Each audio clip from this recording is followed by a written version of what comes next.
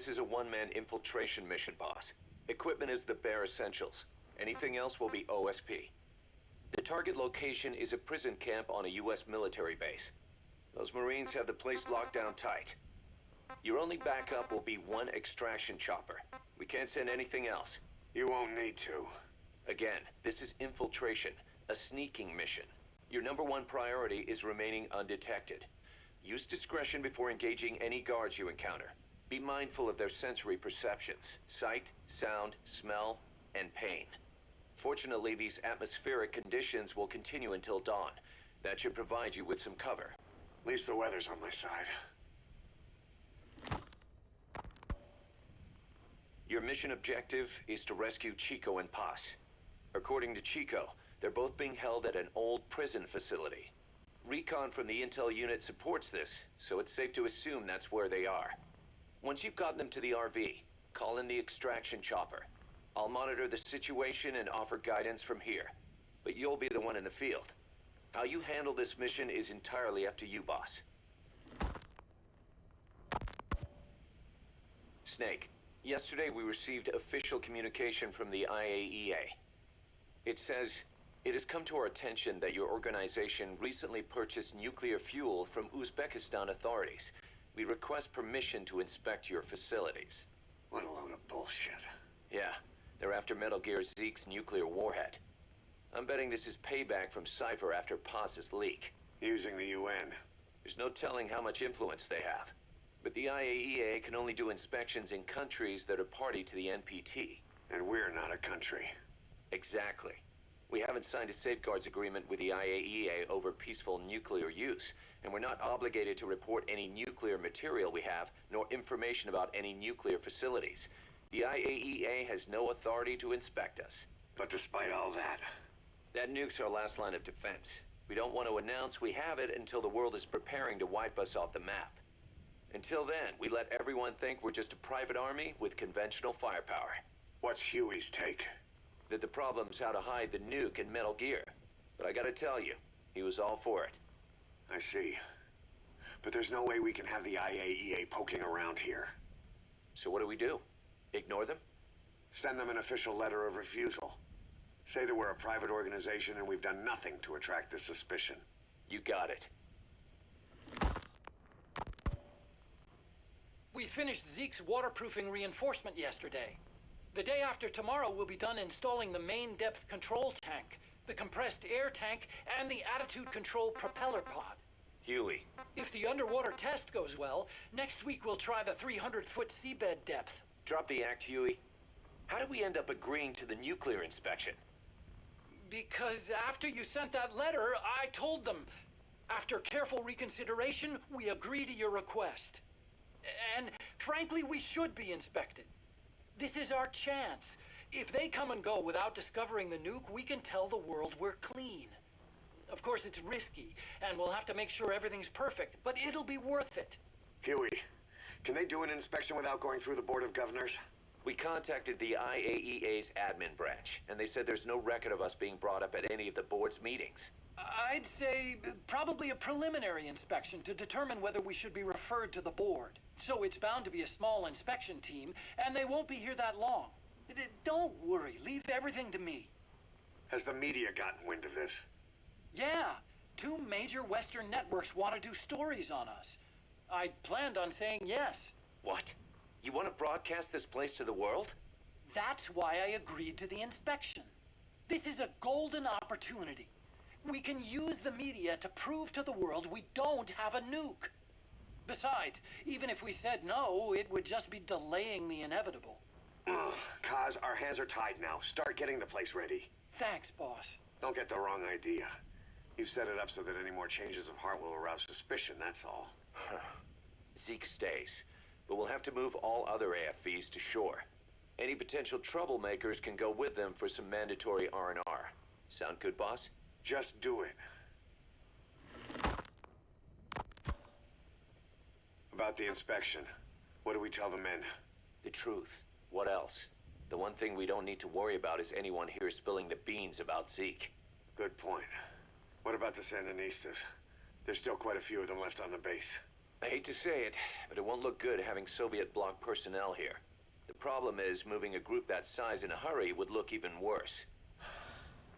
At least Amanda's on assignment in Cuba. They'd recognize her. She should stay put for now. All civilians save Huey will have to return to their countries. Even your Parisian. Of course, we'll get her whatever paper she needs. Dr. Strangelove's departure came at a perfect time. The less Zeke-related staff here, the better. Wait, she left? That's right. You were away on a mission. She left last week. There's nothing cooking in AI weapons research, and Zeke is complete. There was really no reason for her to hang around. I'm surprised Huey let her go that easy. Yeah, his crush on Strangelove was never much of a secret, huh? He followed her everywhere while Zeke was in development. Boy, would she get pissed. But he does have a lot on his mind right now. I've got bigger issues to deal with. That's what he said. That's the spirit, Huey. 10 days ago, we got reports that Paz was still alive. She survived. She was rescued by Belizean fishermen who found her drifting in the Caribbean.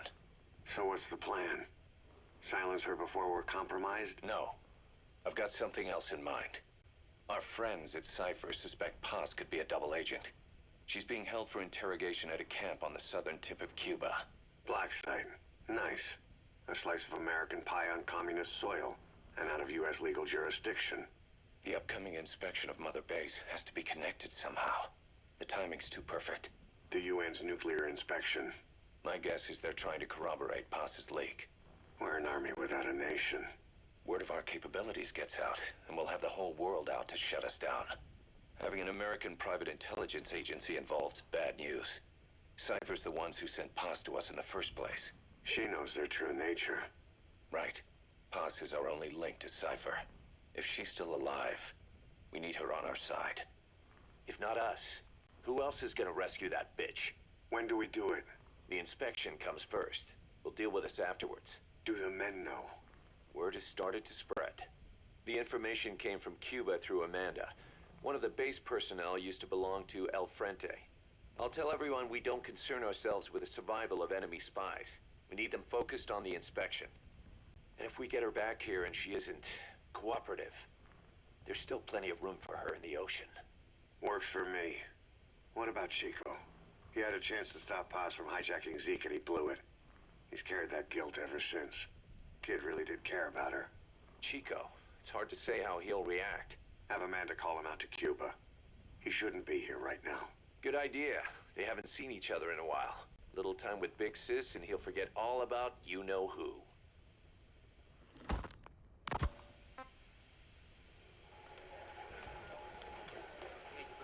What? Still no sign of Chico? What's going on? It's Amanda in Cuba. Our resupply package arrived, but Chico wasn't with it. Relax, Amanda. I'm sure he's just exploring Havana or something. First time in the big city. Could have gotten carried away. Cos, wait. The boat Chico was on, did it stop anywhere before it got to Havana? Yeah, it had to refuel at Santiago de Cuba. You don't think... Oh, shit. You gotta be kidding me. He does this now? It's 60 miles from Santiago to the prison camp. Chico used to cross the mountains with the older Sandinistas like it was nothing. He'll make that in 3 days. Still, even if he does find his way there... You know how reckless he can be. Chico thinks we've abandoned Paz. That's why he's doing this. We'll start by having the intel detachment in Cuba look for him. We can't let him be captured. There's some cages to the east of a big building. East an old grassy facility. That's where we are. Help me, Snake. It's a setup. We have no choice. Yeah, if Chico talks, he could blow the nuke cover up. We can't hold off until the inspection's over. When can we be ready? It'll take at least 16 hours to confirm the flight path and prep a bird. The intel unit has started reconning the area. Sounds like I'll have to miss the inspection. Boss, we'll just have to send someone else to get them out. No. I'll go. Yeah, Chico and Paz would only take orders from you anyway. We can't go taking on those Marines at the base head on. It's gotta be off the radar, and it's gotta be you. Hold down the fort, Cos. Snake, You can forget about civil liberties where you're headed. God only knows what they'd do to you if you got caught. Do not let that happen. The Cubans leased the land to the U.S. as a gesture for helping them gain independence from Spain. The deal remains in effect until both countries agree to dissolve it, or the U.S. abandons the land. That's why America still operates the base even after La Revolucion. Problem is, it's leased land. Meaning it isn't American soil, so the U.S. Constitution doesn't apply there. That allows them to withhold its civil rights protections. Yeah, that's Uncle Sam's excuse.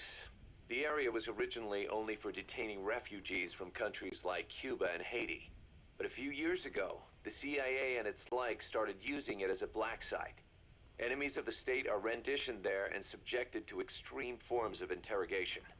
You can bet Cypher had a hand in that. As you'd expect, American and other Western human rights organizations aren't allowed anywhere near the place. What happens there disappears down the memory hole. Who knows what they're doing to Chico and Paz? I'd like to interrogate her ourselves.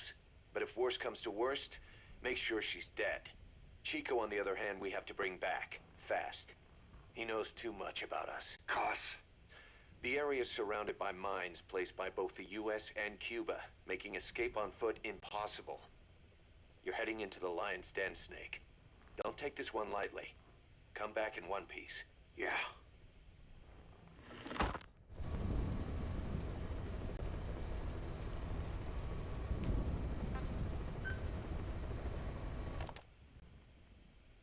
I heard about Paz's tapes. Yeah. Why do you think she'd leave him behind?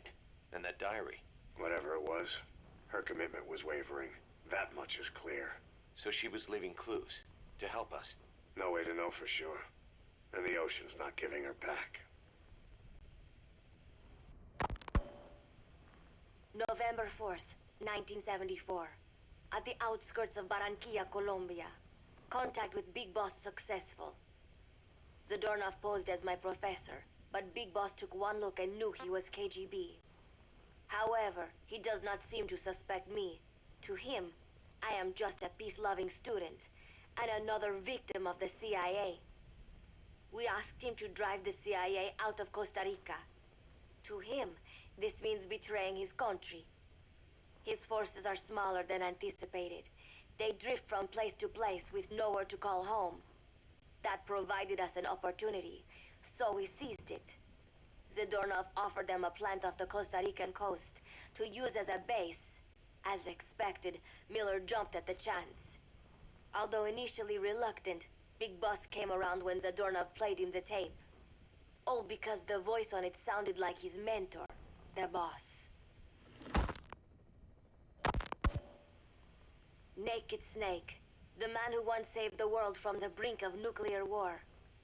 Awarded the title of Big Boss for his service. He later became a mercenary, abandoning both his title and his country. To him, that honor was steeped in the blood of the boss, the mentor he was forced to eliminate. Exceptionally charismatic, he possesses unparalleled combat and intelligence-gathering abilities. His only discernible weakness is her. This operation hinges on how effectively we can exploit that. Kazuhira Miller is Big Boss's lieutenant. Half Japanese, half American. He once served in Japan's self-defense force. Though he and Snake first met as enemies, they discovered a common bond and together built their private army, with Miller directing business and administrative affairs. He comes off as shallow, but his true intent is hard to read. I must be careful. All that is clear is his infatuation with Big Boss. With East and West fighting over its control, Central America is now the most contested region on Earth.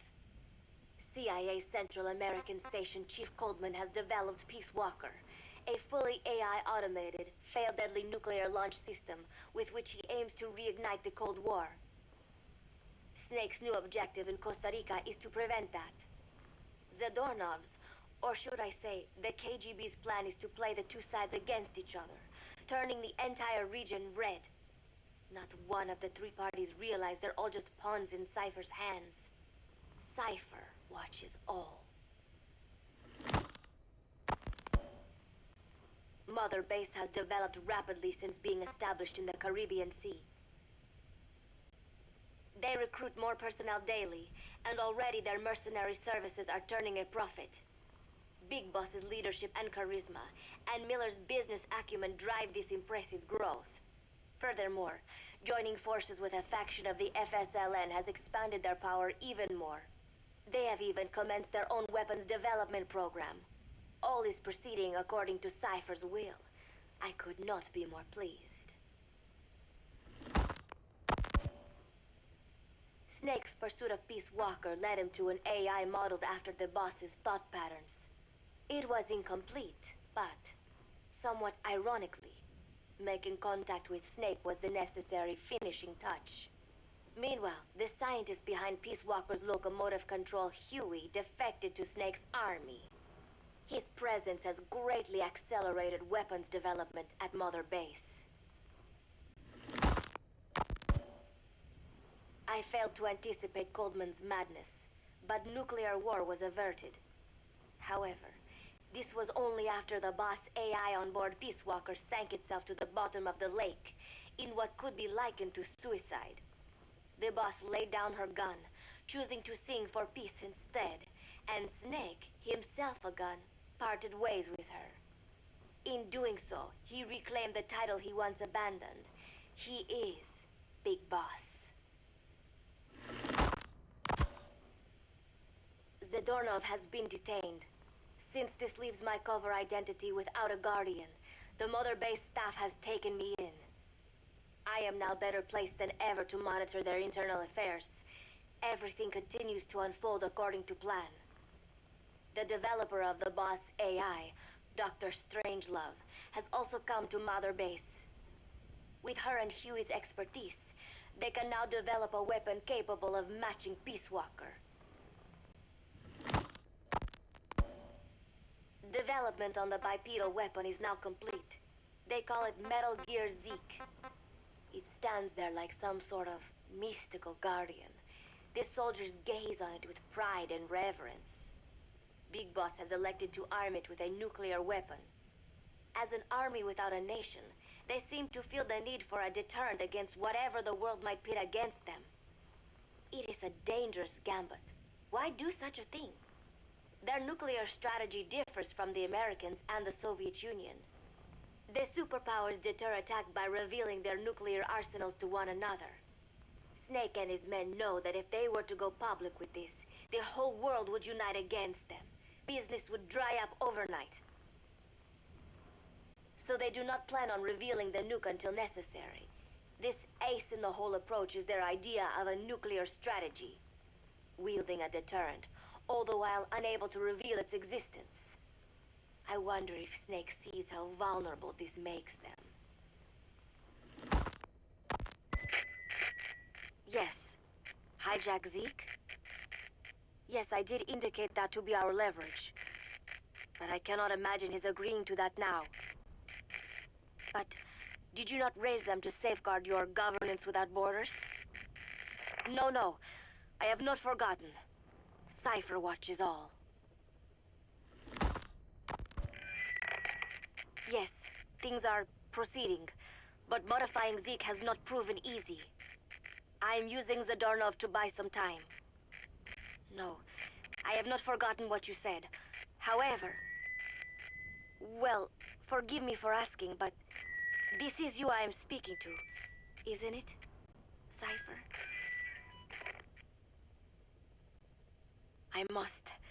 I will fight Big Boss.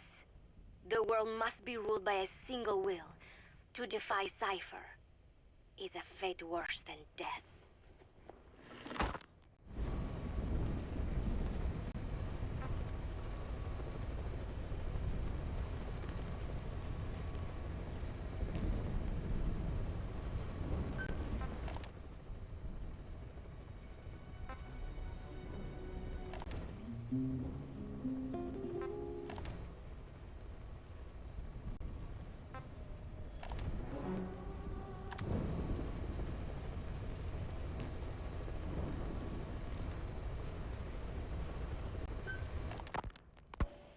As of today, I will be living here at Mother Base. Now my real trial begins. Zadornov was paying my room, board, and tuition, but he has since been captured. I told the man that with no more money from the KGB, I could no longer afford school. He bought my story, and when I said I would be willing to work, he took pity on me and let me stay. For some reason, Miller really pled my case. That was helpful, but the man is still a fool. His men are no better. They think their training makes them strong, but that kind of strength is nothing in the face of true power. And better yet, they wait on me hand and foot, believing I am just a schoolgirl. Looks like I won't be working too hard after all. Just today, while scouting out the living quarters, I saw a group of them in the corner of the deck making a fuss. Going over for a look, I saw they were feeding a kitten. A bunch of grown hard men, and they're the ones acting like schoolgirls. Look, isn't he cute? What is wrong with them? Disgusted, I just nodded and smiled. I must stay in character after all. I indulged their chit-chat for a few moments. Then one of them asked me to give the thing a name. They had just taken it from its mother. I named it Nuke. I improvised some nonsense about how our compassion for living things can help prevent wars. The men gave me a little fish. I held it out in my palm and the kitten happily ate it up. What a pathetic, feeble creature. It sickens me. Today, Chico invited me to go fishing with the soldiers. I suppose finding one's own food does have its merit, but I prefer not to be involved in such a degrading task. And their prattling on about fishing being fun is nonsense. I'm not here to find playmates. Nevertheless, distasteful as it was, I went along in order to maintain my cover. Chico thrust a fishing pole into my hands, and we went up onto the deck where several soldiers had gathered. They welcomed us warmly. With so few women aboard Mother Base, I'm treated like a princess. No one suspects I am neither a teenager nor a student. It was nice and sunny, with a gentle breeze and waves. As I cast my line and waited for a bite, the soldiers began to ask me all sorts of questions. As always, I answered according to our predefined scenario, feigning a smile. As I sat there feeding them lies, the fish began to bite, and the soldiers began to focus on their prey. Chico had his bait stolen by a fish, and got so angry that he stood up and nearly fell into the sea. Everybody laughed. It almost made me want to join in too. At some point, I got a bite myself. The instant after I felt that first gentle tug, the fish yanked the line with astonishing strength, and I let out a cry of surprise. I thought he was going to be huge. It was my first time fishing, and I was a bit flustered, so the soldier beside me helped by supporting the pole from behind. "Reel it in," they shouted. I nodded, turning the handle as fast as I could. I wondered what kind of fish lived below the surface, and thought back to the deep sea dives I had to do as part of training. Those were difficult days, but I remember finding the multicolored fish gliding through the water incredibly soothing. After a hard fight, I pulled it up. To my surprise, it wasn't even half a vara, rather anticlimactic. But I wasn't doing it for fun, so I wasn't the least bit disappointed. Nook was hovering nearby with an expectant look on his face, so I gave the fish to him. All in all, a thoroughly wasted day. Preparations are coming along nicely. No one suspects me of being the one to let Zadornov out of his cell. Today, Amanda and I taught Cecile how to make gallo pinto. It is a simple home-cooked dish consisting of black frijoles mixed with arroz. It is well known throughout Central America, not just in Costa Rica, so it is no surprise that a Nica like Amanda would be good at making it. But I was raised in the States from a very young age, and could hardly even remember my mother's gallo pinto. Having to make chit-chat with that clueless bird lover and the so-called revolutionary was excruciating. And, clueless or not, I wanted to be especially careful around Cecile, the one who actually recorded that tape. Thankfully, Miller and his men seemed to believe I mistook the tape I found for one my friend made. In any case, one can never be too careful. Anyway, the three of us minced garlic and herbs, then cooked them in a pot with frijoles we'd soaked overnight. While waiting for them to cook, we sautéed onions and arroz in a frying pan. Cecile worked the frying pan according to Amanda's directions, but seemed a bit glum. She does have a knack for cooking, though. She is French, after all. We added water to the pan and watched the arroz begin to steam. While we waited, Amanda shared memories of her mother with us. They had been separated because of Simosa, but the taste of her mother's cooking was still fresh in her mind. When the frijoles were ready, we drained the water, stir-frying them with the rest of the vegetables. Quite a complicated process for home cooking. Nonetheless, it kept them occupied. The longer we sat and talked, the greater the chance of my arousing their suspicions. With women, it is not enough to just bat your eyelashes and giggle. It takes a lot of effort to divert attention. When the arroz was done cooking, we folded it into the frijoles and added salsa, stirring the mixture as it simmered. At this point, for some reason, the conversation turned to romance. Why does it have to be that way whenever women get together and chat? Cecile fancies herself to be well-versed in such matters, and gave Amanda all sorts of advice. It was harmless enough, until, to my irritation, she began pestering me whether there was anybody I liked. Not right now, I said, trying to dodge the question. But she pressed on. It's Snake, isn't it? I gritted my teeth and played it coy. Maybe. Cecile nodded and giggled. He is pretty sexy, isn't he? What a ditz. It's all I can manage to just survive. The thought of romance has never once crossed my mind. I have no interest in that kind of man. Soon enough, a rich aroma began to fill the room. The gallo pinto was ready. New came over and rubbed up against our legs, looking for a handout. Unfortunately, it was not the kind of food a cat would like. We let a few of the soldiers have a bite, and then headed off to the mess hall.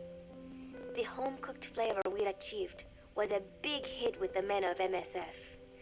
Not that we are trying to impress them or anything. Even I could manage a dish like that. Snake enjoyed it too. Let me make this absolutely clear. I have no interest in that man.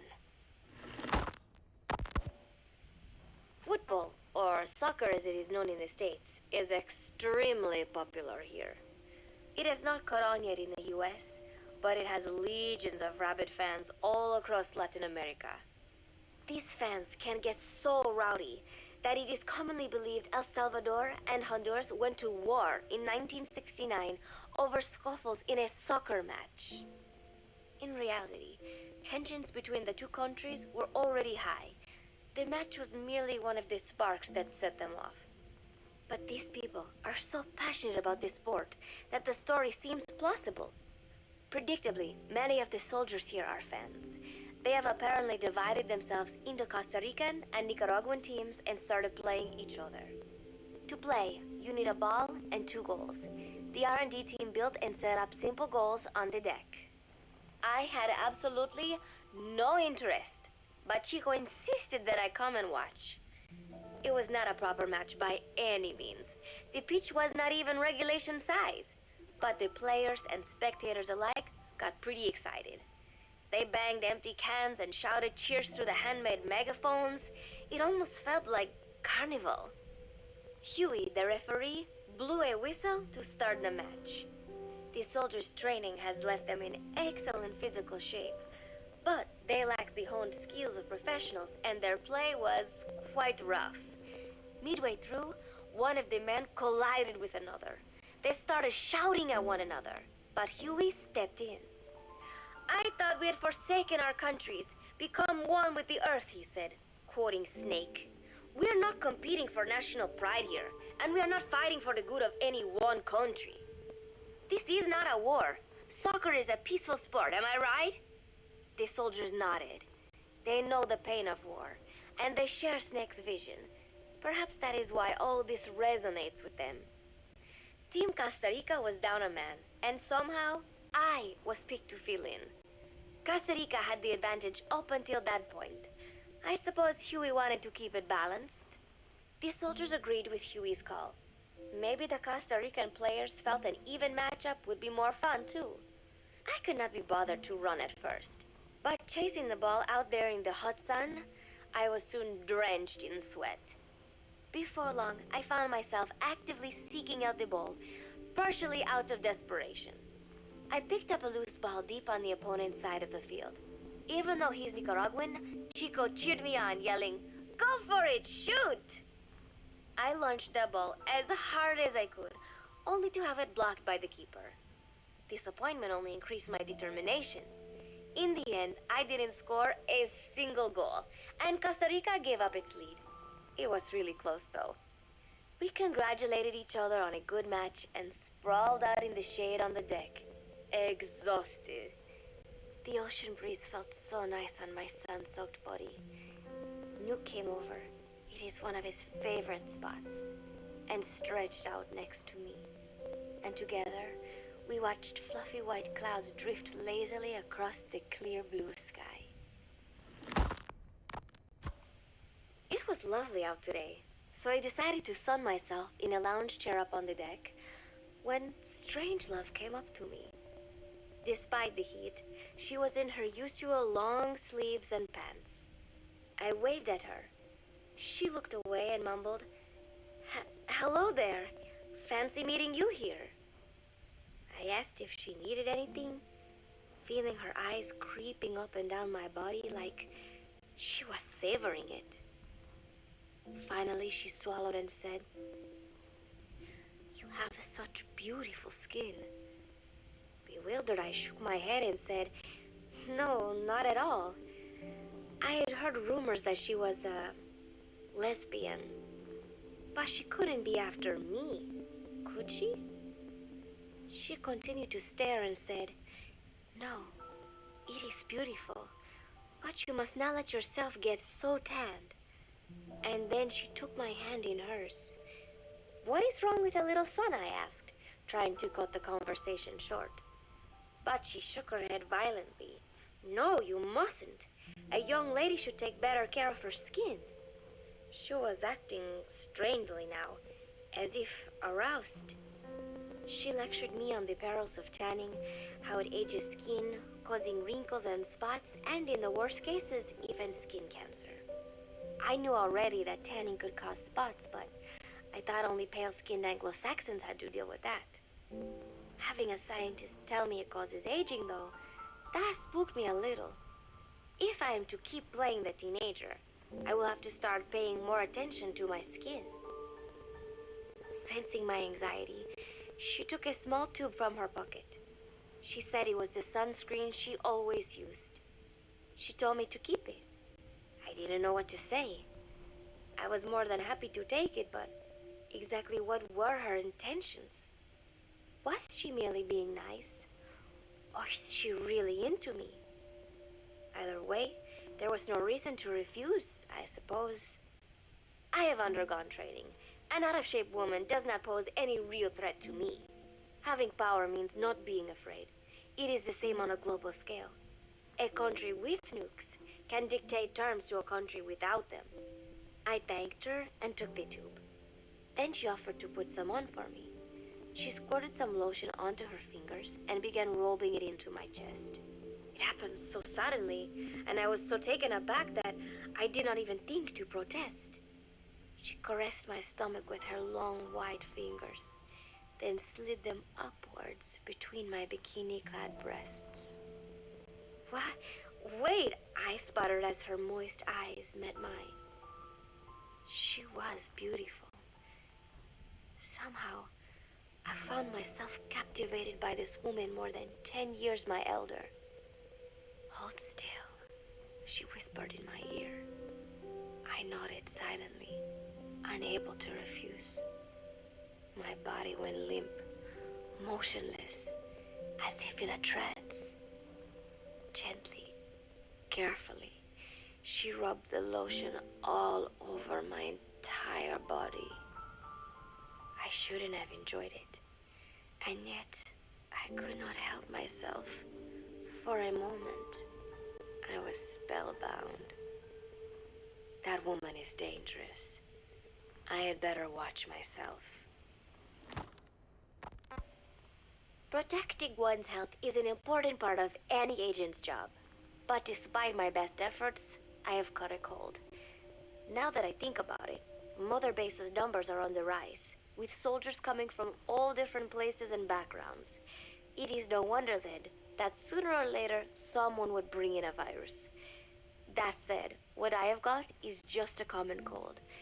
The medical team said I'd need a few days rest, so I've been restricted to my room and put on bed rest. I thought I'd gotten used to not having anyone around to relate to, but at times like these, being alone is just miserable. All I could do is lay there and stroke Nuke's back, trying to take my mind off how bad I felt. Nuke just sat there, not making a sound. But I did have visitors. Amanda and Chico, Huey, Cecile, Miller, and a few of the soldiers I've become relatively close to. Amanda made me a soup with herbs she said were good for a cold. Miller told me to take it easy. I will sing you a lullaby, he said, then broke out a guitar and sang some incomprehensible song in Japanese. I did not need to understand the lyrics to know he is an awful singer. Then he said, "You know what is good for a cold? Suppositories. Here, I'll show you." He began to take off his pants, so I threw my tissue box at him to make him go away. Then Strangelove showed up, saying she had some miracle Indian cure. "It has got eucalyptus extract," she said. "It works best if you rub it into your chest." And then she tried to take off my nightshirt. I whacked her with my pillow, and then I got rid of her. Chico brought me a little flower in a cup. It had been growing in a little bit of earth that probably found its way on board, stuck to something else. "I found this on the deck. Here, you can have it." He tried to act nonchalant, but I am pretty sure he's got a crush on me. None of them understand. If they thought these little visits would cheer me up, they were wrong. Tonight, Snake himself came to my room. Like the rest, he believes I am just a schoolgirl and treats me as such. "Why did you abandon your country?" I asked him. "Why create the MSF?" Of course, I knew the answers already, but I wanted to hear it from him. As I had imagined, he was not exactly forthcoming. All he would say is that his country abandoned him because all he could do was fight, and that is why he needed the MSF, because that is all he is any good for. Then he said, "Fighting is the only thing I understand, but that does not mean I have got a grudge against those who believe in peace. I am not one of them, and I do not believe in peace. Conflict is in man's nature. We fight our enemies in order to survive.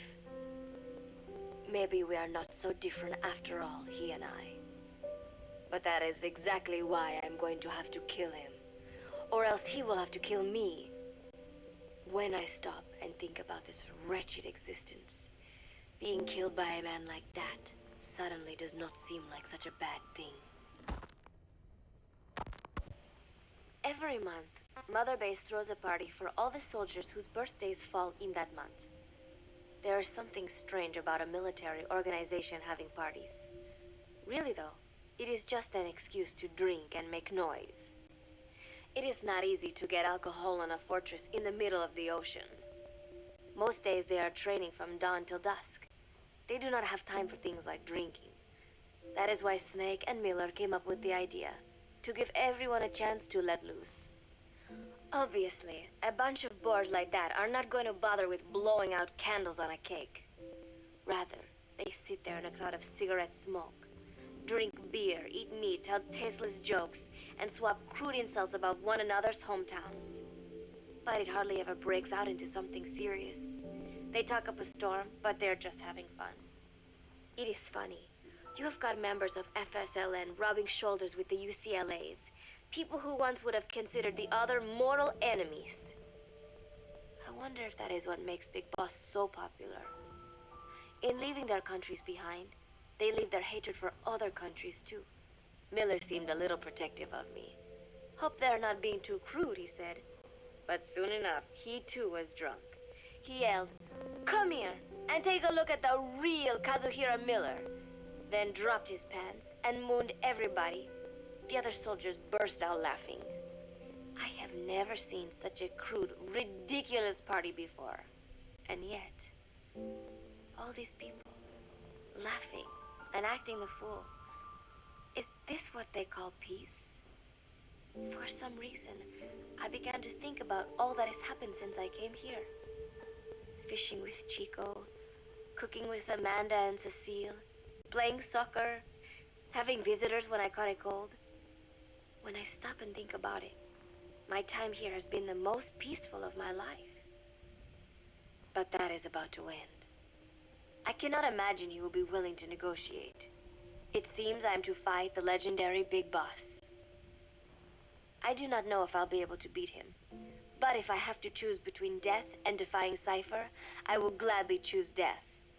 The thought of dying does not scare me. But if I disobey my orders, the fear and despair awaiting me will be far worse than anything I can imagine. It was Cypher who took me in as an orphan, gave me food and a place to live. His orders may have been unreasonable, but I will never repay my debt entirely. It seems I have no choice. I must fight this man. I must fight Snake. Juno Miller, Snake's right-hand man, apparently has got at least one serious weakness. He is an insatiable womanizer. He does not bother me, most likely because he considers teenagers off-limits. But he has hit on every single one of the few female soldiers here at Mother Base. They ought to be telling him where to stick it, but end up falling for it so easily. I think some of it stems from the fact that he is actually not that bad looking. Anyway, today, that nasty habit got him in trouble. He and Snake got into one of their rare fights, and I was there to see it. They burst out of the showers, completely naked, trading punches. I am no child. The sight of a naked man does not make me blush, but this was something else. "Maybe this'll teach you," Snake yelled as he slammed his fists into Miller's chest. I heard later that apparently he'd been two-timing someone, and that same someone had gone to Snake with her troubles. As I see it, it is her own fault for letting herself be deceived like that. If she is too dumb to see through Miller's lies, then she got what she deserved. But this was not the first time it had happened, or the second, and Snake read Miller the riot act. Miller argued back, and what began as a shouting match turned into a fist fight. "You son of a bitch," Miller yelled as he swung. "Not bad," said Snake, smiling, "but not good enough." And then he was back on the offensive. They had already been at it pretty hard in the showers, and their bodies were covered with bruises. Both of these men had been trained for war, their bodies deadly weapons. They were each bleeding from a dozen places. All this from a fist fight. Even so, it was far less gruesome than if they had given it their all. It was obvious that one of them would be dead were they fighting for real.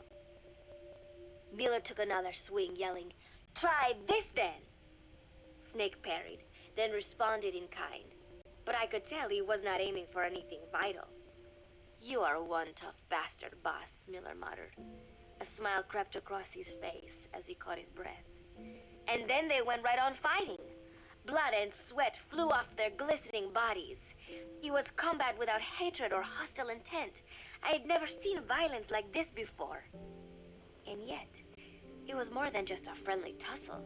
They were utilizing every technique they knew. It was not a sporting match. They were not playing by the rules. How could they keep this up? At last, the two men tired themselves out, and the bizarre scene came to an end. They looked at each other's battered bodies, and then burst out laughing, embracing and congratulating each other on a good fight. It all seemed so idiotic. I still cannot fathom such behavior. But somehow, I got the sense that for all his womanizing, Miller really only trusted one person, and that was Snake. There was no way I could ever come between the two of them. And at that thought, I began to feel as if I had lost. All of Mother Base is preparing for a festival. Since Snake and his soldiers spend so much time fighting, they are setting aside one day a year for peace and relaxation. I do not know all the details, but apparently that is what Snake and Miller decided. These soldiers love the idea, of course. There is so little fun to be had here that everybody looks forward to events like these. That is all well and good, but somehow I got roped into getting on stage. Come on, we even both have peace in our name, said Miller. And Zadarnov, that old Ruski's name, has something to do with peace too, right? Hey, as long as we're having a day of peace, we ought to get an act together. The Three-Piece Band. I thought he was joking. He then proceeded to share his idea without bothering to check with me. And now, I am slated to sing. Apparently, he had heard me on the deck one day, and since then he's wanted to form a band. Everybody's looking forward to it, so there is no way for me to back out now. I've never done anything like this, but it does feel kind of nice to know that people are looking forward to it. I mean, it cannot be any worse than Miller's singing, but modifications to Zeke are already finalized, and I must complete my mission. Betray Cypher now, and I will face a fate far worse than death. Still, there's no need to put things in motion just yet. What difference would it make to just wait a little while longer? A whole day of peace. The mission can wait until after that. Can it not? I know I am only delaying the inevitable. When the day comes, one of us will have to die. Snake or me. But still, if I could just come up with some way to stall Cypher, at least until our day of peace. When did I start having thoughts like this? My cover is blown. They know nothing of Cypher or my true objective, but they know I am a spy. There is no more time left. I must act now. I must complete my mission. How did it come to this? All I wanted was 3 more days. Just 3. Miller's already finished writing the song. It is called Love Deterrent. It is about a girl who cannot express her true feelings. I have been practicing. I am no pro, but I was pretty sure I would do a decent job. And now this. Cypher found out that Zeke was complete. He must have someone inside Mother Base besides me, spinning his tightly wound web of control, leaving no room for individual will. Typical. When they found out Zeke was complete, I was ordered to execute the operation immediately. If I was going to enjoy just one day of peace, I had to ensure the plan could not move forward. I tried to sabotage Zeke. I thought by damaging the drive system, they would have no choice but to delay their plans. I waited until midnight, and then snuck into the hangar. There would be trouble if it looked like sabotage. I selected one of the drive system's load-bearing parts and carefully worked to warp its shape. The leg's drive system requires a high degree of precision to operate. Even the smallest deviation would have done it. Then, Chico walked in. Maybe it was one of those nights where he could not sleep. In any case, he saw me, panicked, and took off running.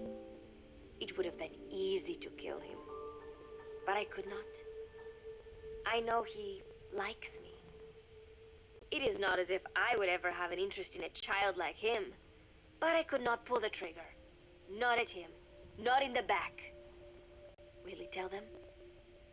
Or is there a chance he will keep it a secret? Protect me? No. He knows now. Knows I am not who he thought I was. He ran without even questioning what I was doing. There is no chance he does not know. And soon, all I have built here will end. And if Cypher has another agent among them, if he finds out I tried to sabotage Zeke, this place will no longer be my heaven. Then it is settled. I make my move now. Chico walked in before my sabotage was complete, so Zeke should still be operational. It might not run at full speed or power, but I do not have time to fix that. Without Zeke, I do not have a chance in hell of winning. I must act fast before Chico sounds the alarm. I knew it would come to this. I just did not think it would be so soon. It is time, Zeke. Metal Gear Zeke. Activate.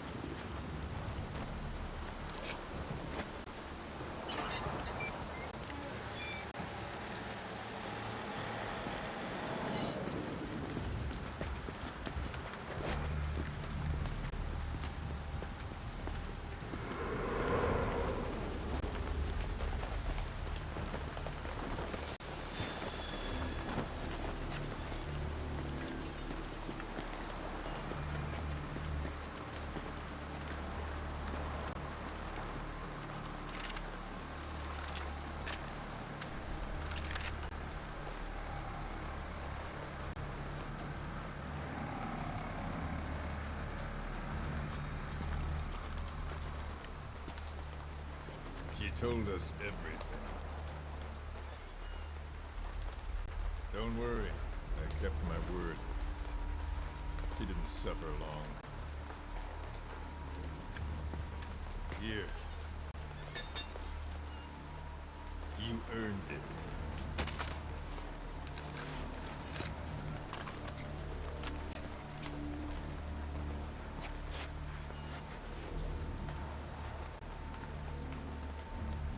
How's it feel to play the traitor?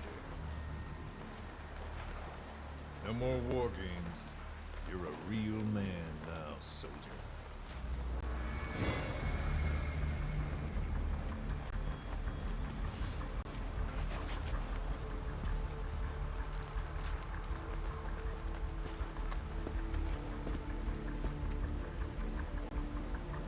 Give my regards to your boss when you get home.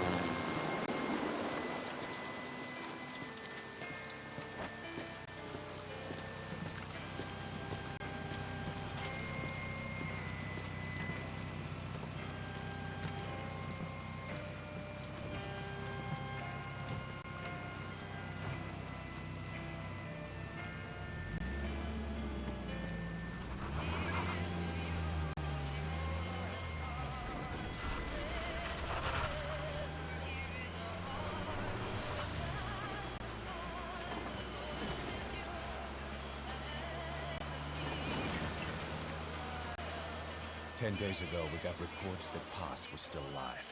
She survived. She was rescued by a Belizean fisherman who found her drifting in the Caribbean. So what's the plan? Silence her before we're compromised? No. I've got something else in mind. Our friends at Cypher suspect Paz could be a double agent. She's being held for interrogation at a camp on the southern tip of Cuba. Black site. Nice. A slice of American pie on communist soil, and out of U.S. legal jurisdiction. The upcoming inspection of Mother Base has to be connected somehow. The timing's too perfect. The UN's nuclear inspection. My guess is they're trying to corroborate Paz's leak. We're an army without a nation. Word of our capabilities gets out, and we'll have the whole world out to shut us down. Having an American private intelligence agency involved's bad news. Cypher's the ones who sent Paz to us in the first place. She knows the true nature. Right. Paz is our only link to Cypher. If she's still alive, we need her on our side.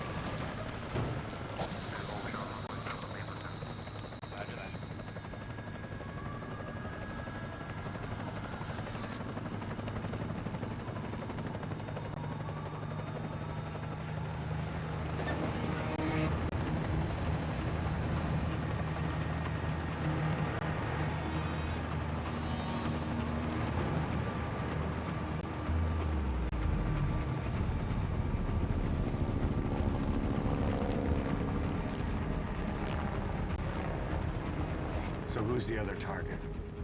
That would be Chico. He's being held in the same area as Paz. Last radio contact was 40 hours ago. Find them both. Bring them back alive. Enter the compound from the south cliff. Secure Chico and Paz, then report back from the rendezvous point.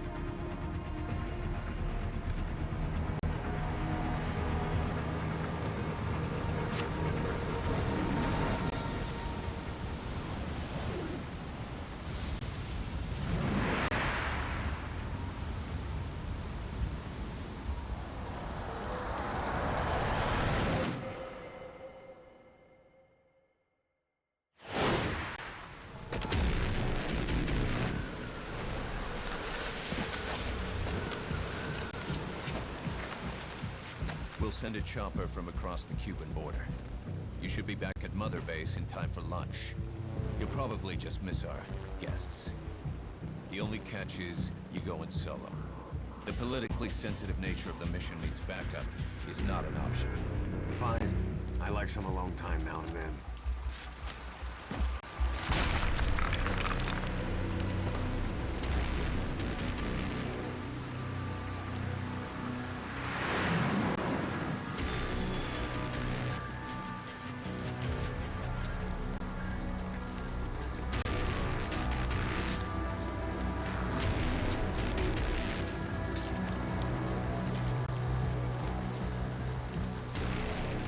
I'm in front of the prison camp.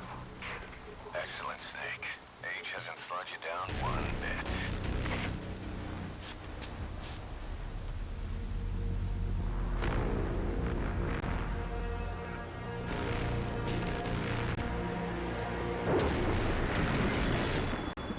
Kept you waiting, huh?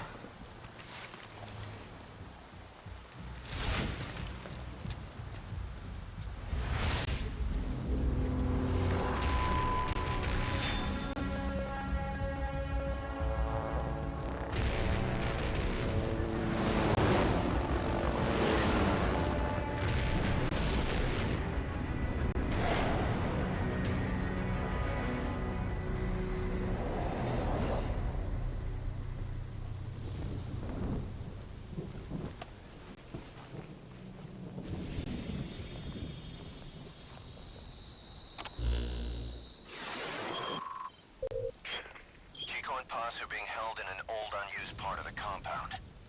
Get inside and head northeast.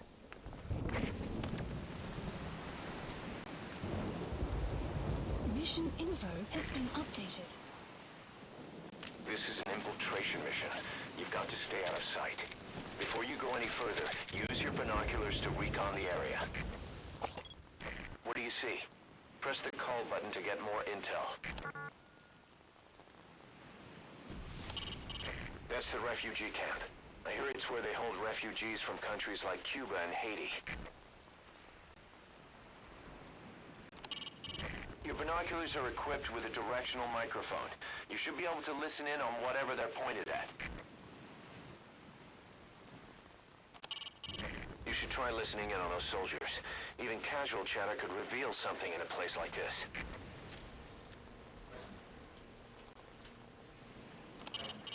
It's a guard.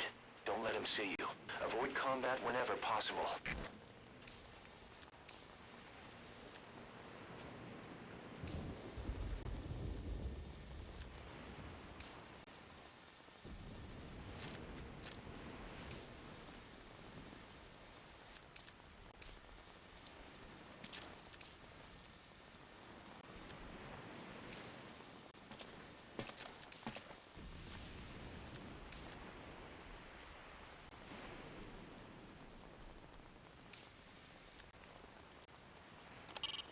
There's the prison, full of enemy combatants abducted from around the world.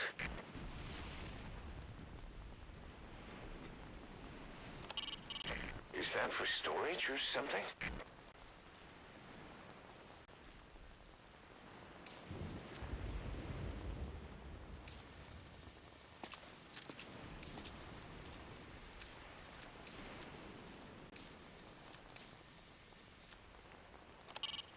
Head for the old prison.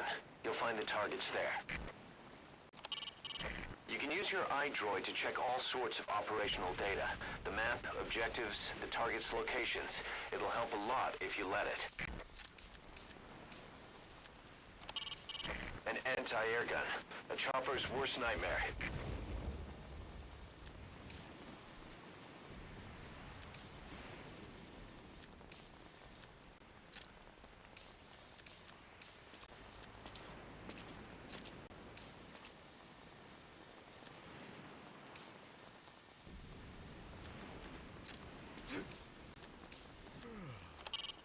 An armored vehicle. You don't want to take on that cannon.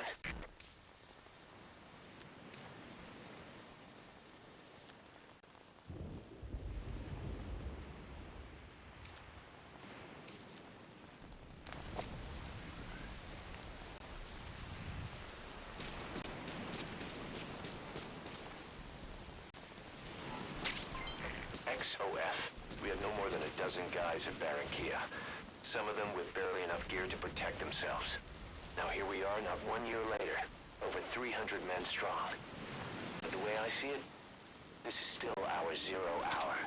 Once this mission's behind us, I want to pitch you some ideas about expansion.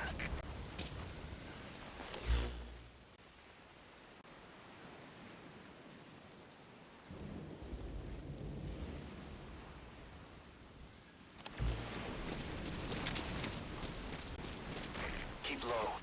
You can check the controls on the pause screen.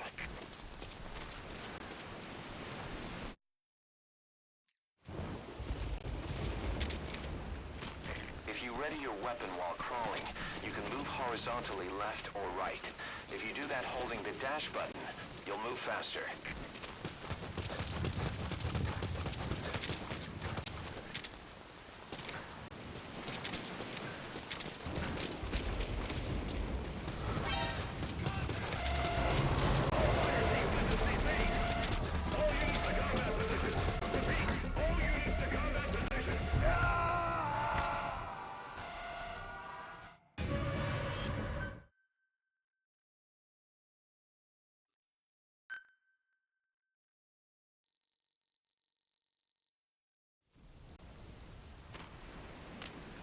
This is an infiltration mission. You've got to stay out of sight. Before you go any further, use your binoculars to recon the area. XOF. Head for the old prison. You'll find the targets there. You can use your iDroid to check all sorts of operational data. The map, objectives, the target's locations. It'll help a lot if you let it.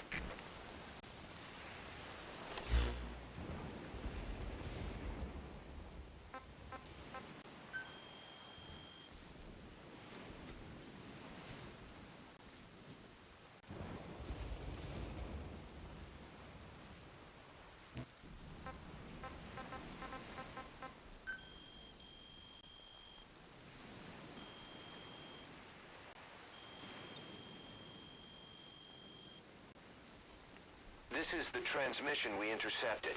Chico's call for help. Snake, it's Chico. I need your help. Cypher's holding me on a U.S. military base in Cuba.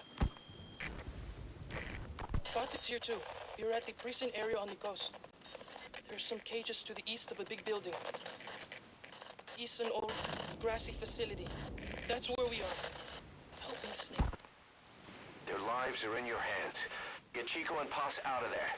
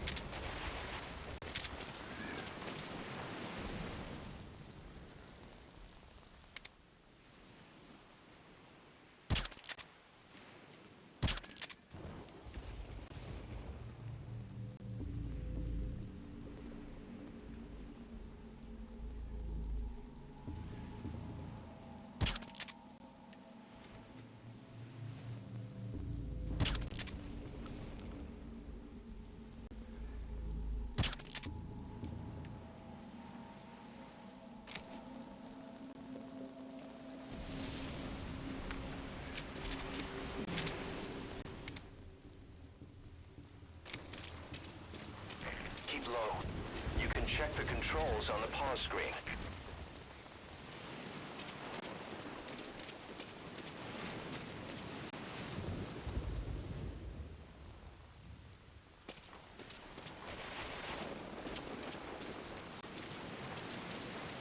To climb an obstacle, press the action button.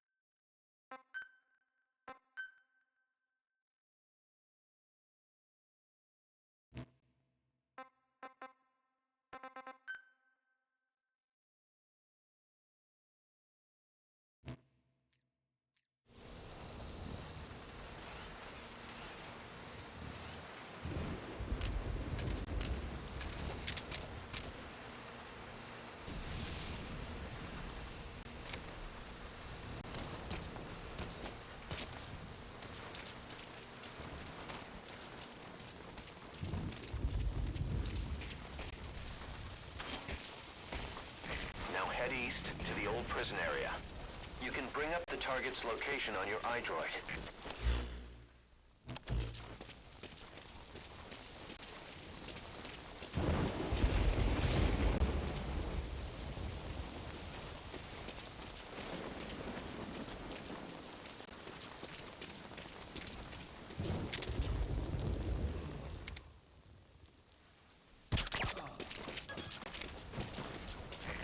Move the bodies of enemies somewhere out of sight.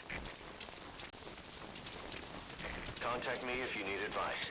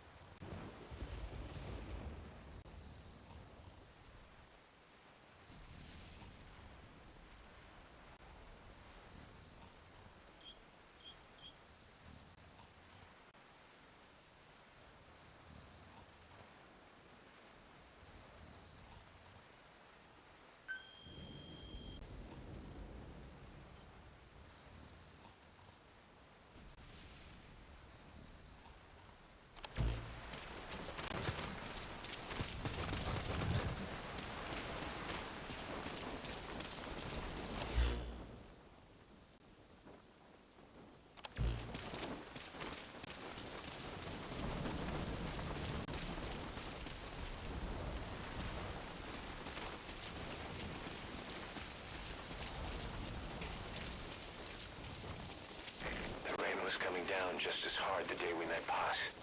I only want peace for my country. I can't believe we ever bought that cover story. After Paz tried to steal Zeke from us, and we watched her get pulled beneath the waves, there was one thing I kept asking myself. Which was the real Paz, and which was the lie?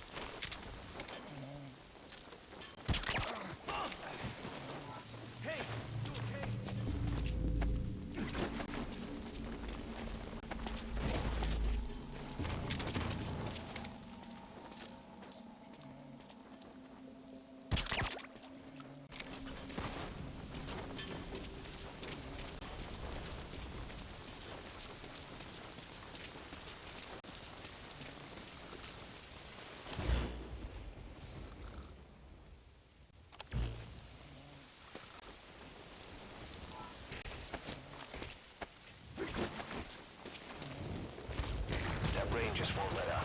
It'll help you stay out of sight, but watch you don't get hypothermia.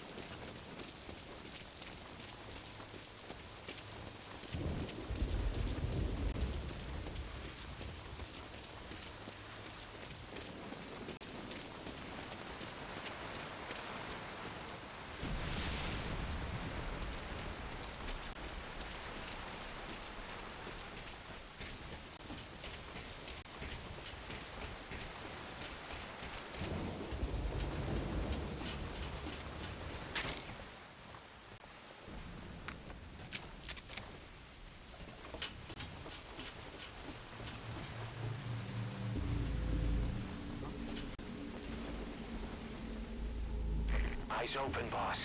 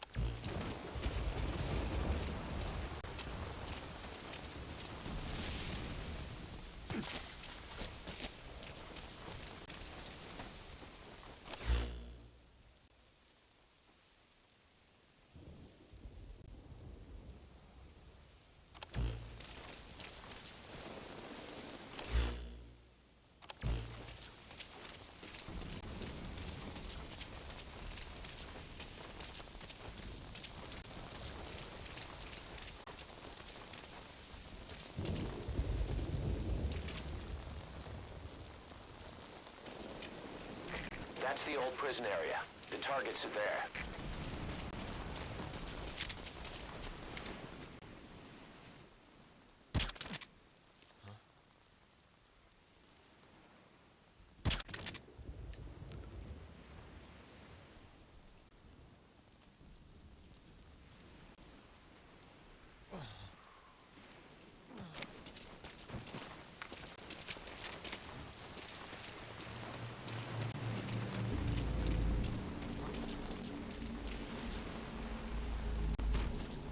If you ready your weapon while crawling, you can move horizontally left or right. If you do that holding the dash button, you'll move faster.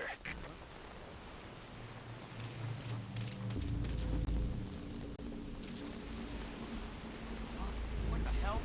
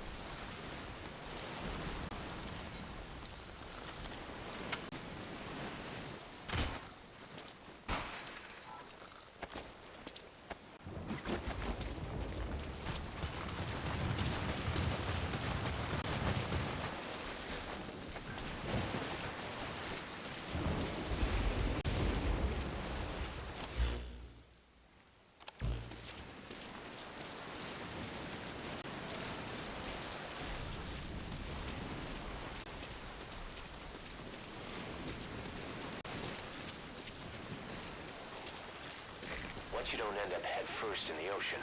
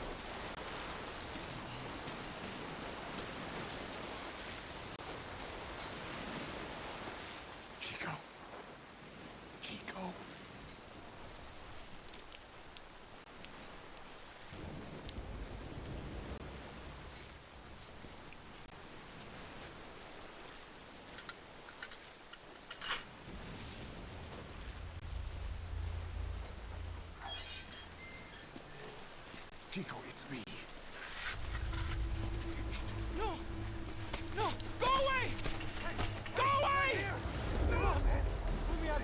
Get off me!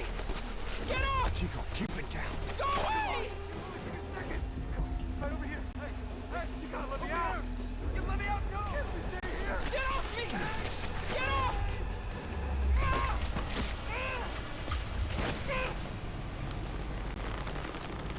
Chico, calm down. Calm down. Don't fight it.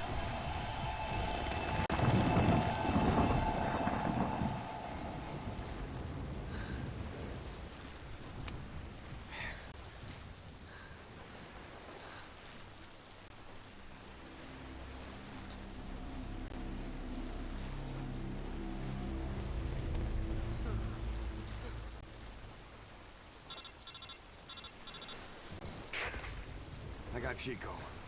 And Paz? Not here. Are you sure? Pretty sure. Is Chico able to walk? Hold on.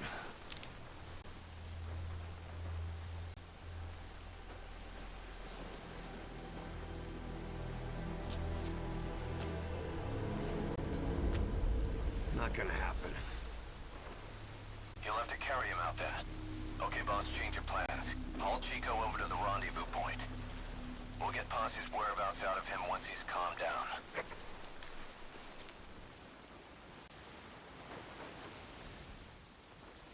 Mission info has been I've marked the updated. RV on your map. Okay, now carry Chico there. The map has been updated.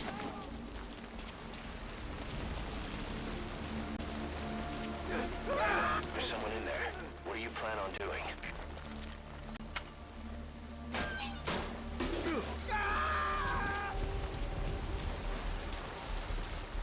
Another prisoner. Looks like he's alive.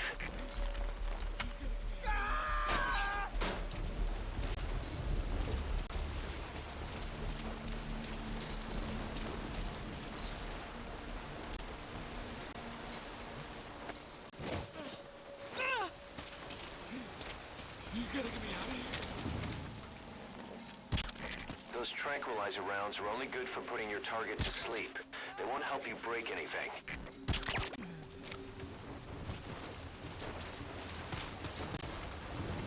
A POW.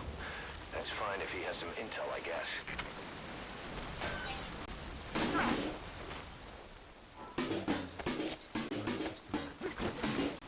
You can pull him out too if you want, but just don't forget the targets.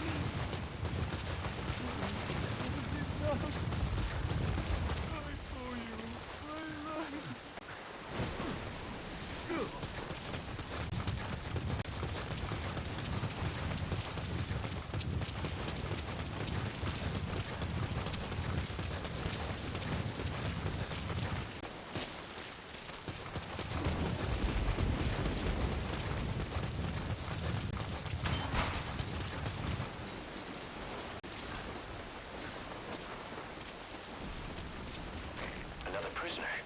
Looks like he's alive.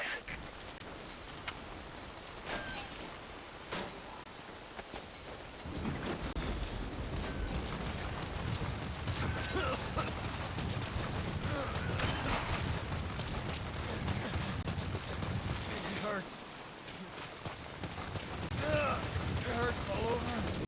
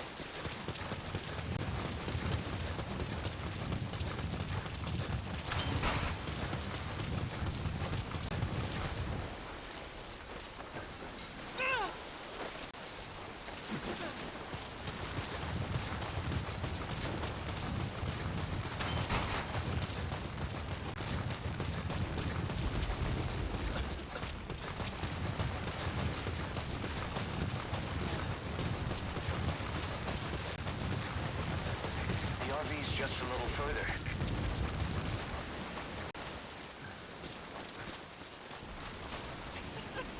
Great. You reached the RV. Put the target down for a minute. How's he doing?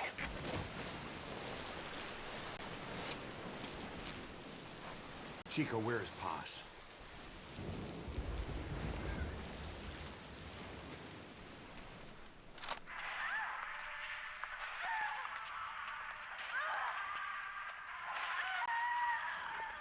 She's dead.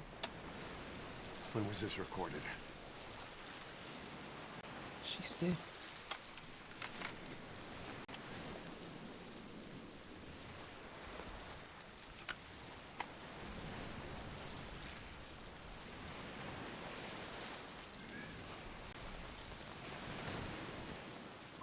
Okay, now use your iDroid to call the chopper for pickup.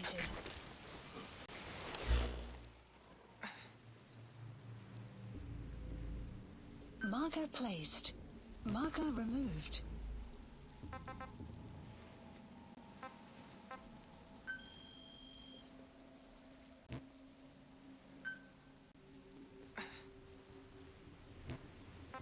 Please select a landing zone. Landing zone confirmed. Roger that chopper request. It's headed your way now.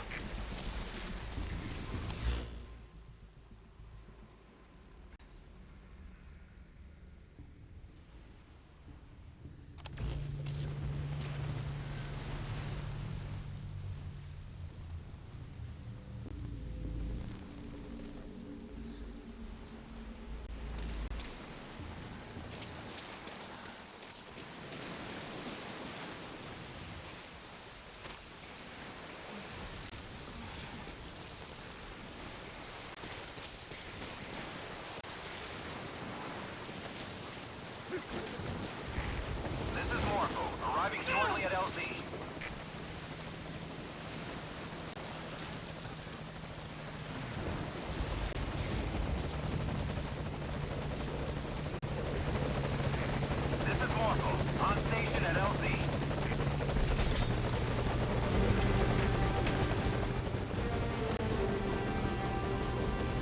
Put the target on the chopper.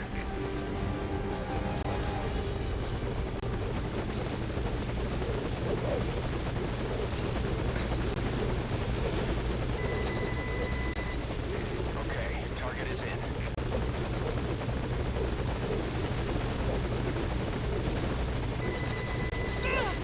Target's inside. Is that it?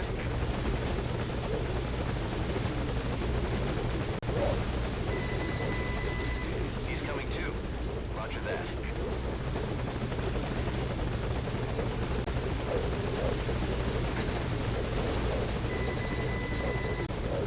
Okay, target is in.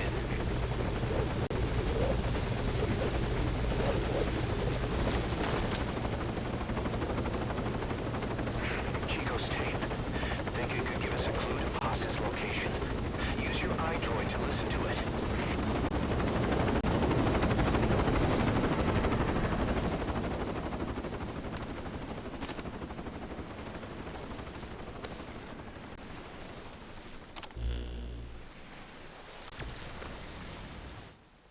Mission interest. Bus!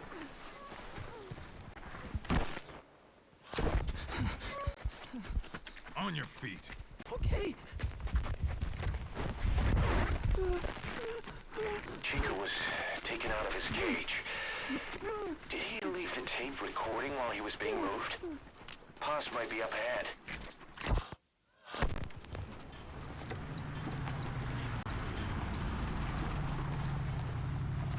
I hear vehicles. And a flag.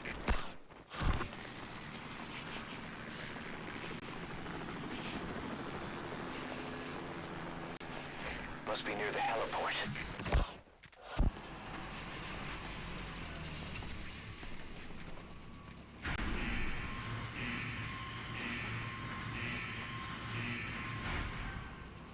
A gate.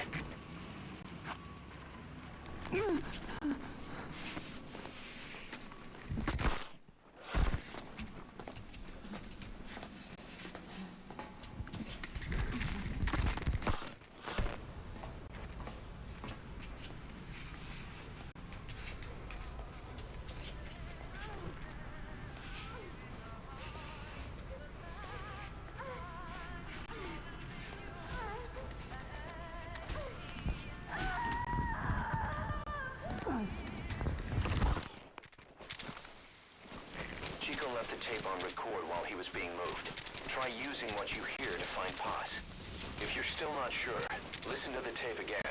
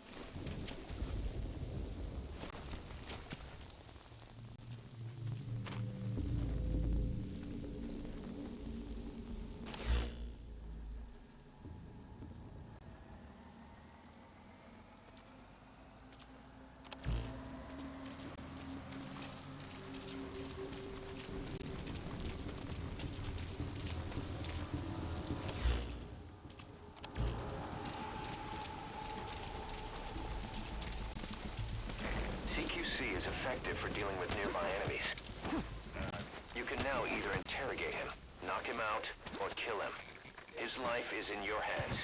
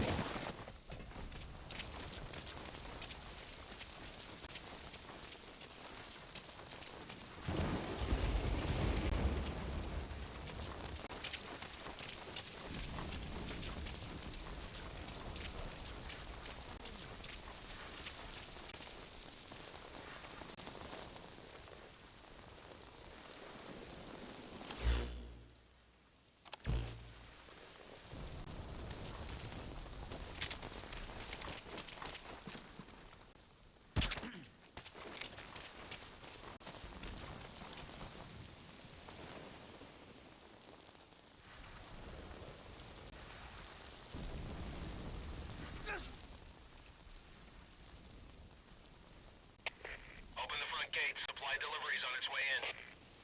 Opening front gate.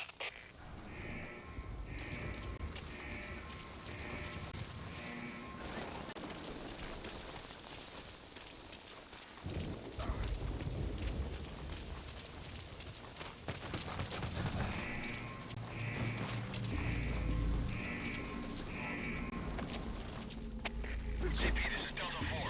Heard a noise just now. Need somebody to check it out. Over. This is CP. Understood. There's no one available to back you up right now. Exercise extreme caution and proceed alone. Out.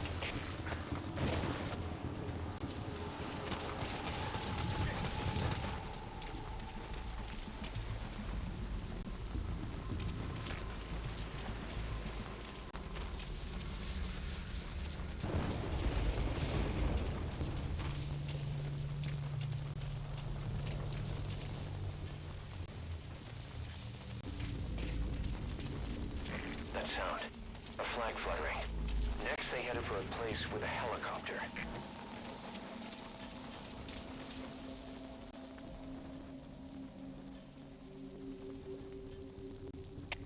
CP, this is Delta 4. We're all done here. No sign of any intruder. Still searching for Paz? Try interrogating some of the Marines. They must know something. Put the squeeze on them.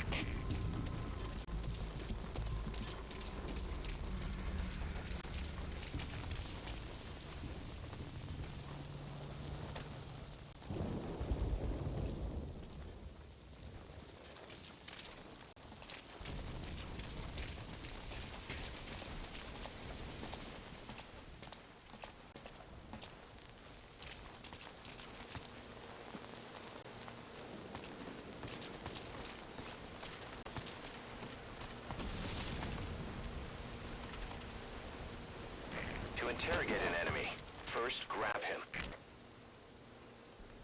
Spit it out.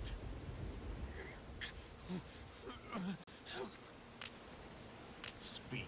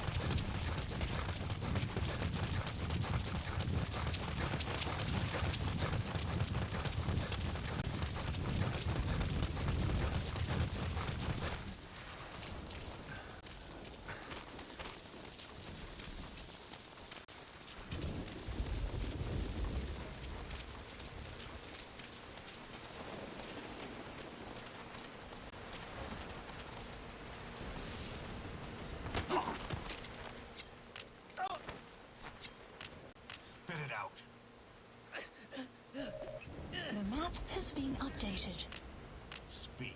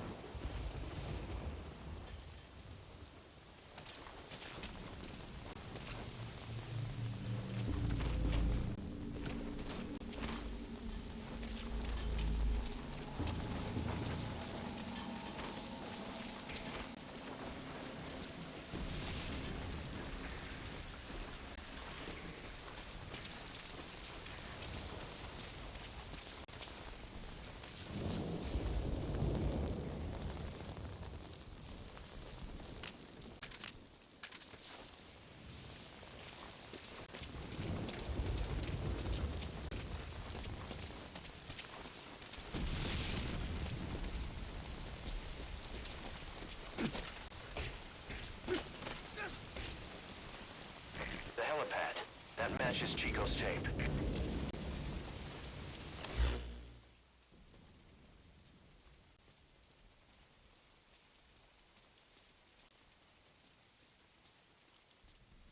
Huey's handling preparations for the inspection. Keep your mind on the mission.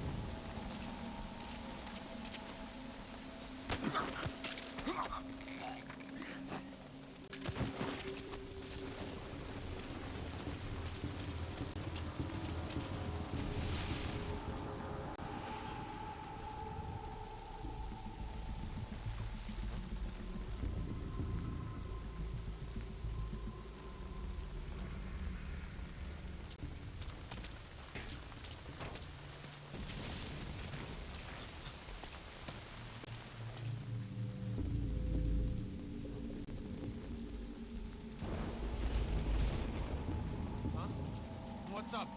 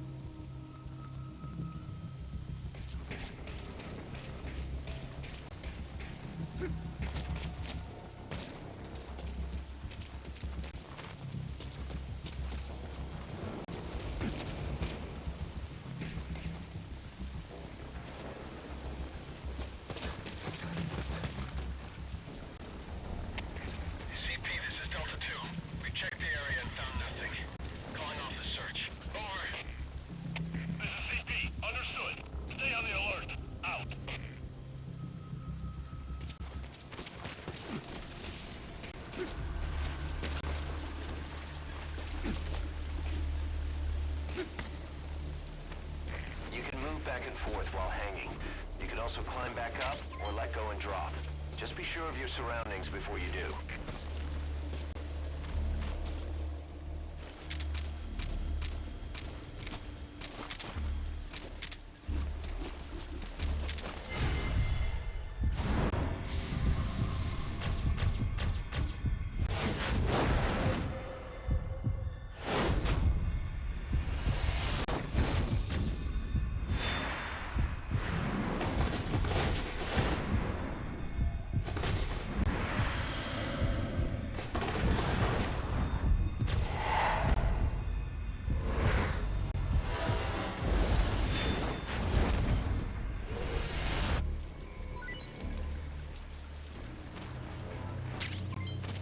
After going over all the data we've compiled, that looks like the last XOF unit patch. Boss, get back to the mission. Take him out.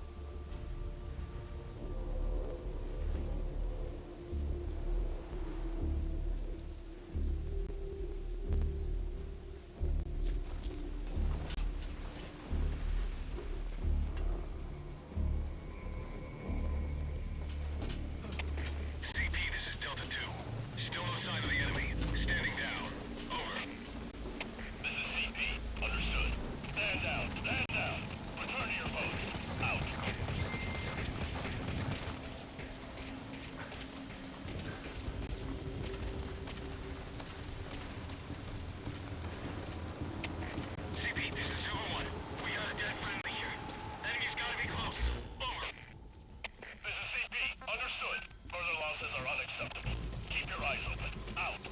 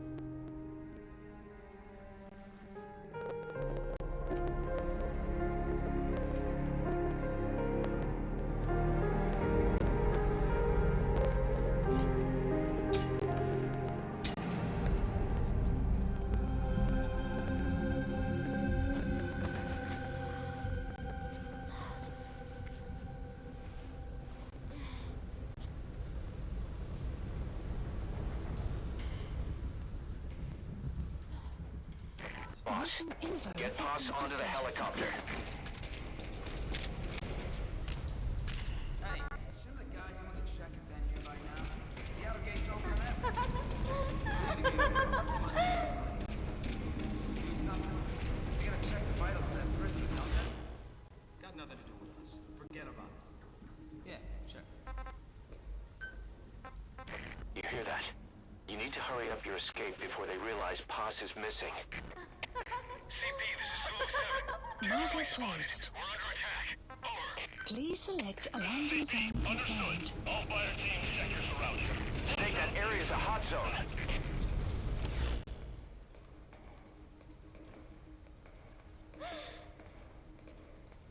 Marker placed. Please select a landing zone. Stop it. Landing zone confirmed. Roger.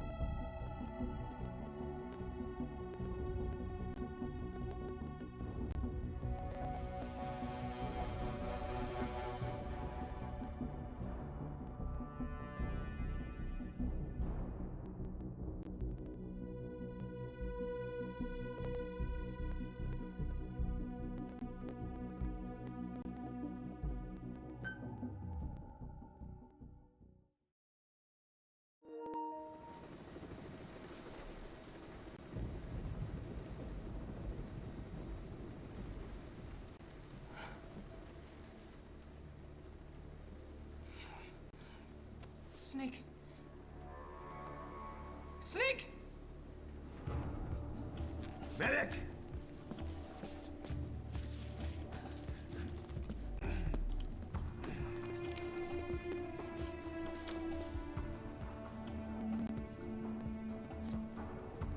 She's rigged. Damn it, we were set up! We gotta get it out. No time for anesthetic. We have to open her now. Hold her down. Hold her down!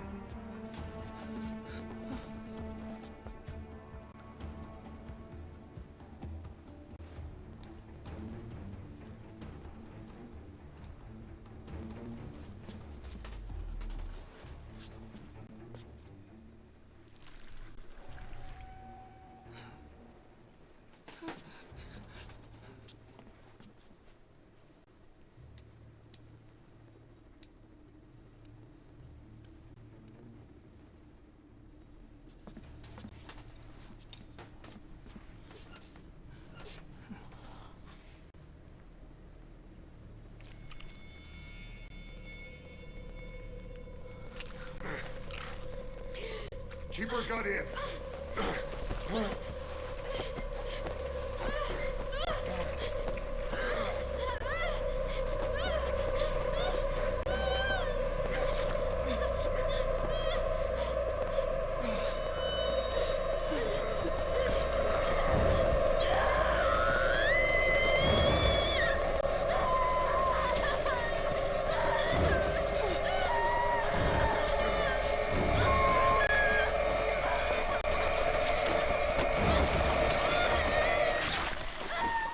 Boss.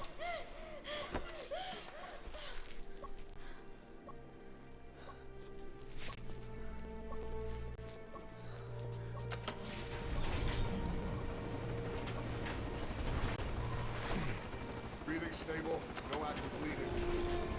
She's clean, I'm closing her up. Hold her steady. It's gotta be a continuous suture. Control tower, this is Morpho 1. All hummingbirds are on the wing. We'll shake hands, then head back to the cage. Boss, you got a call.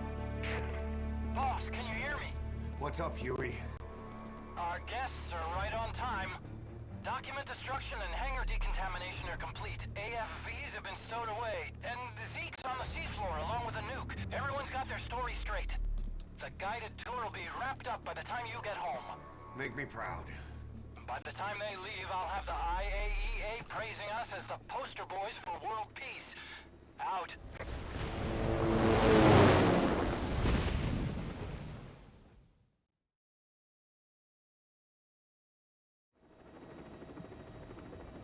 Tower, this is Morpho 1. Do you copy? Can't get through.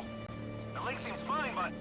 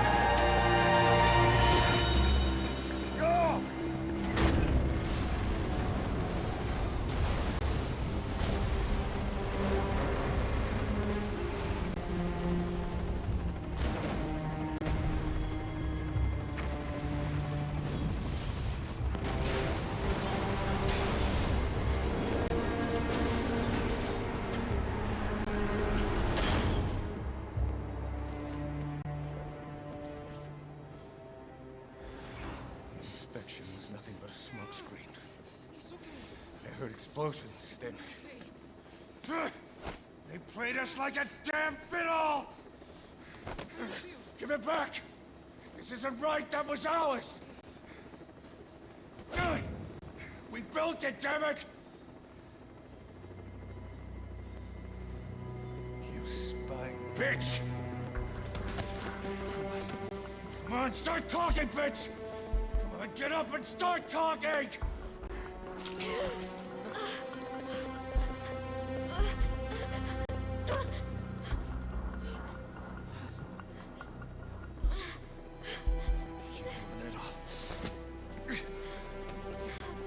Bob, there's... It's all right, we got it out.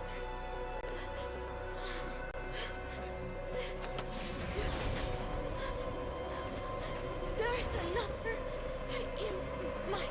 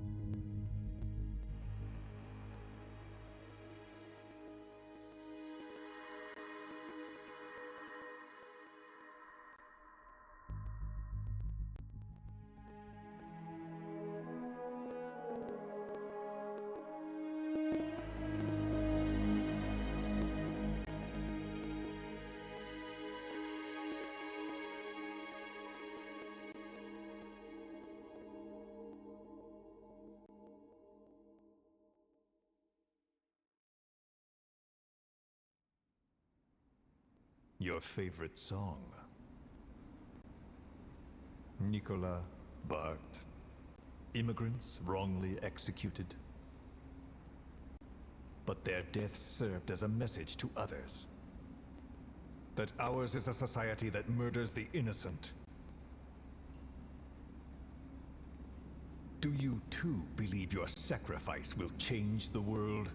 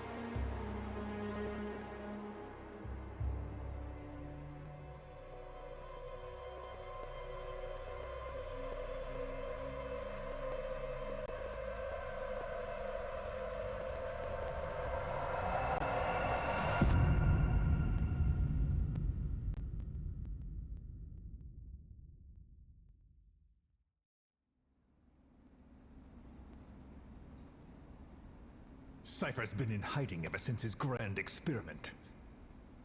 No one's seen him in years. All we hear are orders delivered by proxy.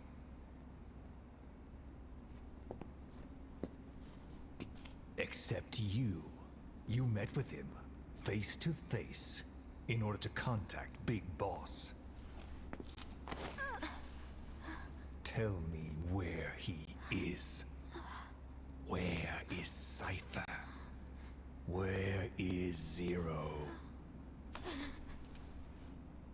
I've never known choice. Where I was born, the language I speak, I've never had the freedom to choose for myself. But you, right now, are free. Do as you will. This will save Big Boss. It may. Will you really kill Zero for me? Not for you. All right. Zero is...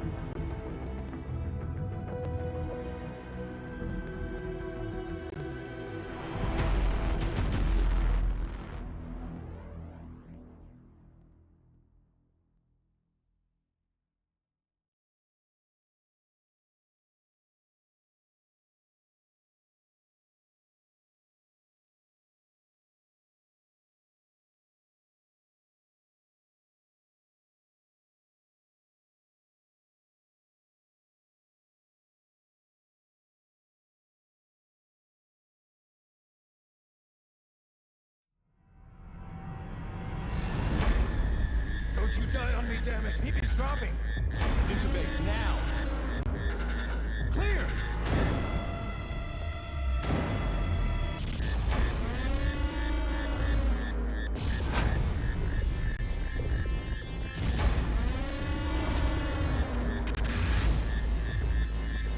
No response. Hit him again!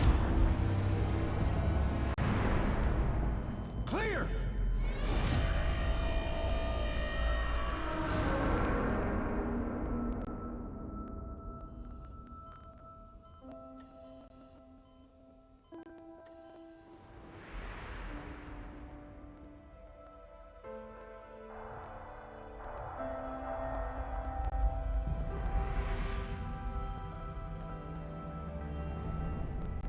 You've been in a coma for quite some time.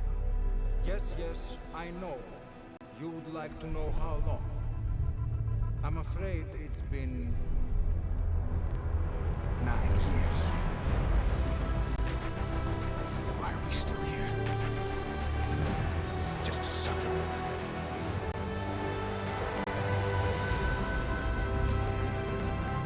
The body I've lost. The comrades I've lost. Won't stop hurting.